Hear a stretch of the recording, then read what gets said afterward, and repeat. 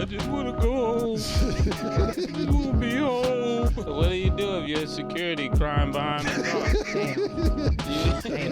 I just want my blanket. You just want your blanket. You gotta get out of here. I didn't sing too much.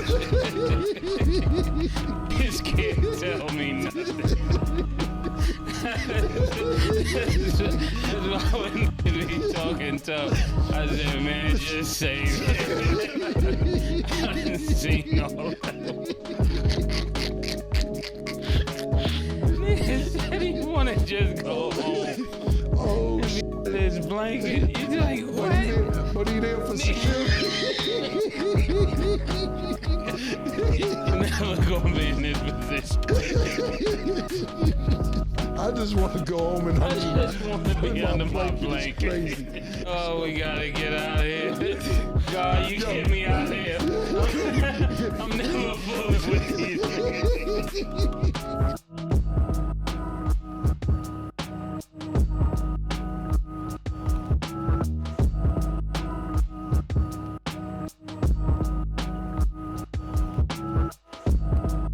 Trying to picture your face on the accident. Somebody just want to go home. Yeah. Oh, shit. Yeah. If my security holding me down in Cali and somebody, the #1 rapper in the world, get killed, you're surprised.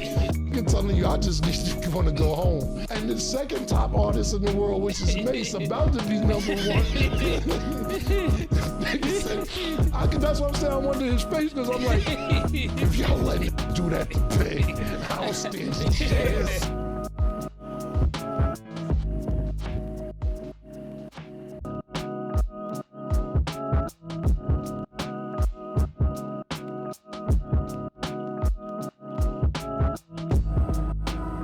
If you gonna say something, be man of motherfucking nothing. The name is name. When I tell a motherfucking story, Red, I tell it with the names. These they got any word about none of this, dog. Because it can happen to anybody.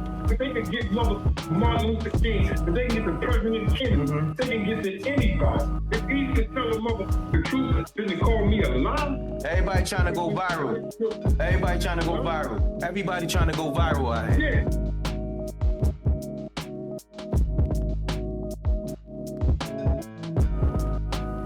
Does Mase want to laugh and lie about the situation? Let's get into it, bro.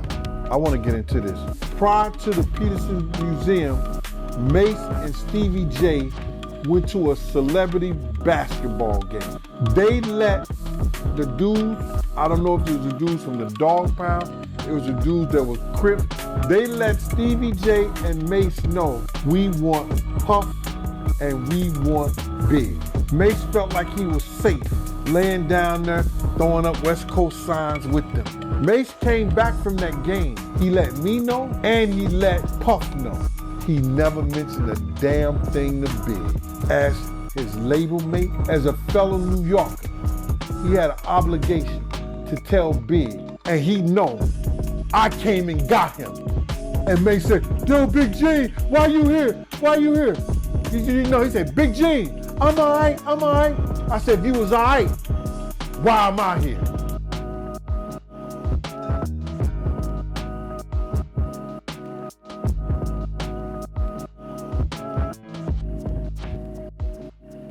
If you want to say something, Mase, tell us why you didn't go. Mase, why you didn't go to the party? Mase, why you didn't go to the party? Why you didn't go? Brandy told you told me that Brandy told you, let's go to the party. Why you didn't go to the party? I didn't go to the party because all young seem like snakes.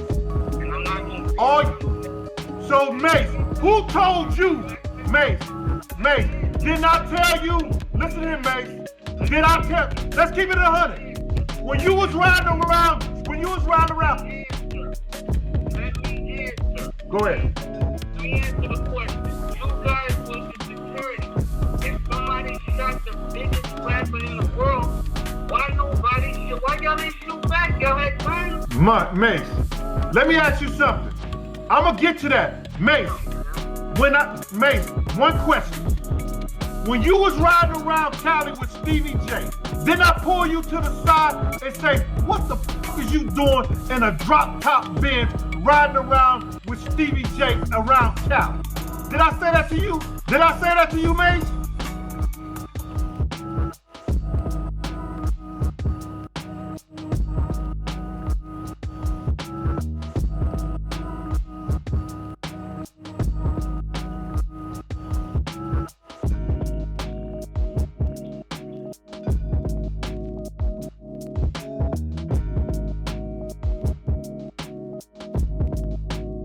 I was actually in a hotel with a young lady. And when you heard this information, what was your next actions? My next actions? After what? When you heard Biggie died, did you stay in your hotel room? Did you leave out? Did you want to go back to New York? I actually was trapped in a hotel. Now I want to ask the question. What do you mean trapped? It was about probably like 70 or so bloods in the hallway. I couldn't even leave my room. How'd you get out?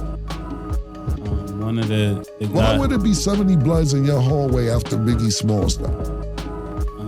Actually, after Big got killed, they was probably looking for more bad boy artists. And I couldn't even leave the room till Gene Dill, the officer had to come get me.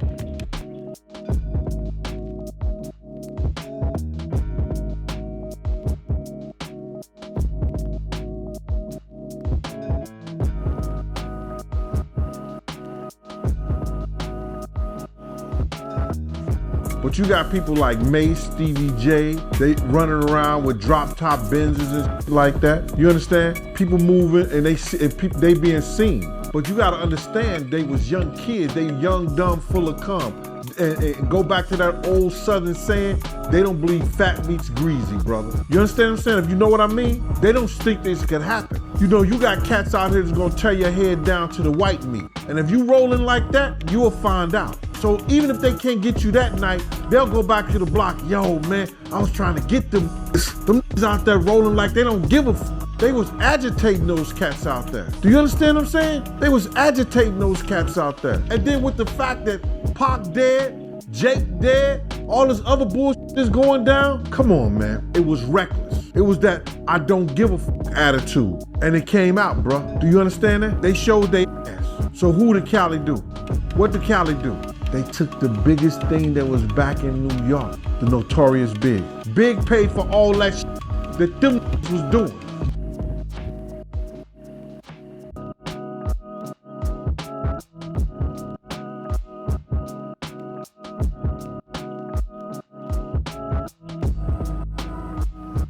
So he was trying to divert that whole conversation and make it seem like, so Gene, why you didn't shoot? Listen to me. It wasn't because Big wasn't my principal. He knew the fact that we had blew the light and we was halfway down the block, crossed the light, and then when the first shot went off, our driver took straight off. I'm screaming at our driver because he was told that somebody was pointing a gun at Big them. He should have just threw the car in reverse. He knew the whole story, my man, because me and him had a conversation on the phone. He the one told me, well, I was in the room with Brandy and Brandy was trying to get me out the room to come to the party. So I felt that was kind of weird. So she said Brandy was calling me trying to get me out the room to come to the party. Well, you was in the room with Brandy.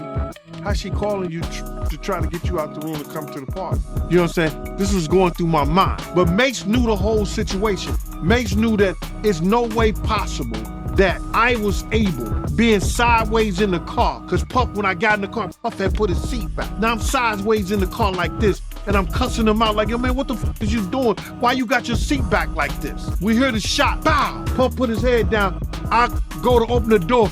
Kenny flies, going straight. So he knew the whole story. What I supposed to do? Put my gun out the window and just start shooting? Like this, when the car had already turned the corner, it came out of parking space. So he knew the story, bruh. He was trying to just divert the attention of, well, why security?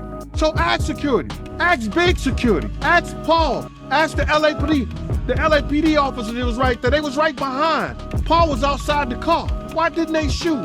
Why when we turn back around and come down the street, that they way down the block, they coming back when we get back to the car. When we get back to the car, nobody's in Big's car. But Big, Mase knew this.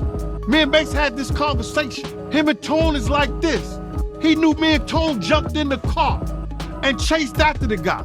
We couldn't catch him. He wanted to divert the attention from himself because why didn't you tell Big that these dudes was trying to get at you, bruh?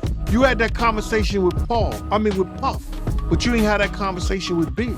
Big was your label mate. So people come on to him, why you ain't shoot? Listen to me, bro. At that time, I was young, dumb, and full of cum. Anybody who really knows me know that they ain't got to worry about nothing if it comes to the point where gunplay has to be a part of my security. I'm not going to hesitate because I never bodyguard anybody that I wasn't willing to lay down my life for.